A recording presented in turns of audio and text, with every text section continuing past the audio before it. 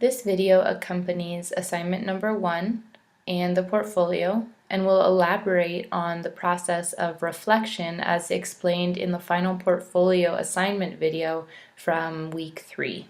So when you're ready to turn in your assignment number 1 with your 4 paragraphs of reflection, you will simply be copying and pasting the link from your Google Sites portfolio into this assignment Dropbox. So you won't be attaching any documents or anything or uploading anything here to UNM Learn. You will be composing your entire portfolio in Google Sites. So this is what your template looks like. You're welcome to change the theme, to add photos on your homepage. For this assignment, there should be an introduction to who you are, maybe some photos. You can put a photo of yourself, or you can put other photos that you like. You can look at the former student portfolios that are shown and listed in the student gallery. And these students have really taken the template that they had for their course and made their portfolio their own. So they've chosen themes that they liked, they've put photos up of themselves or just of things that they like. So you'll notice that your template is slightly different than theirs. Our outcomes are different for this course than theirs were, and our assignments are slightly different, but the idea is generally the same. So you can see here that they did more written reports, so they've just copy and pasted their projects right into here. But then for number 3, Jennifer made a public service announcement and she has embedded the video right in here. And then you'll also see that she's got her works cited down here at the bottom of the page. And this is exactly the way I'm asking you to do your works cited, is not to have it in a separate document that you would attach down here, but rather to copy and paste it completely into the actual page on your Google Sites portfolio. So that comes right on the assignment page.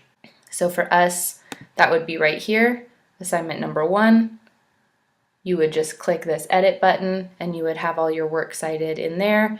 And then if you have a file for your project, whether it's an MP3 or an MP4 file, you just add that by clicking here, or you can post a link to it. So if you have a screencast video for Jing or Camtasia, or if you decided that you wanted to put your video up on YouTube, you can just put a link to the project right in here. So another reason to check out these sample student portfolios is to look at the different reflections that they have. So for each project, these students have written a significant amount talking about how they worked toward the specific outcome. So you'll see that not only do they explain how they worked toward the outcome, they insert quotes from their assignments as evidence.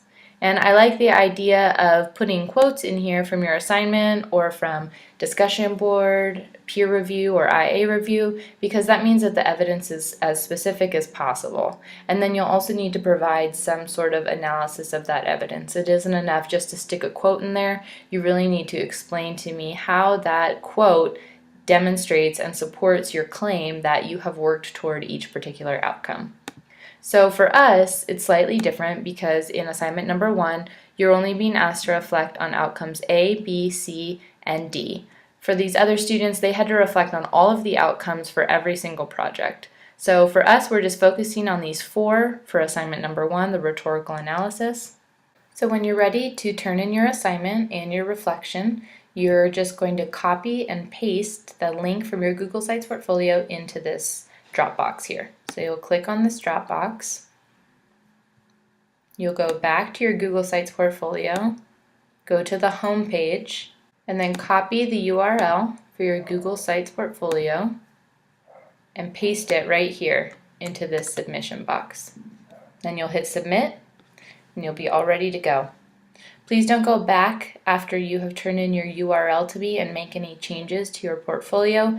I will be able to see on your portfolio when the last revision date was, and that will be considered a form of academic dishonesty. So please don't do that. I don't think that I'll have to deal with that this semester. I haven't had to in the past, but just make a note of that. That is something that I can look at on your Google Sites portfolio. If you have any questions about the process of setting up your Google Sites, or reflection in general, or turning in your assignment, please post them to the Writers Lounge so that everyone can benefit from the answer.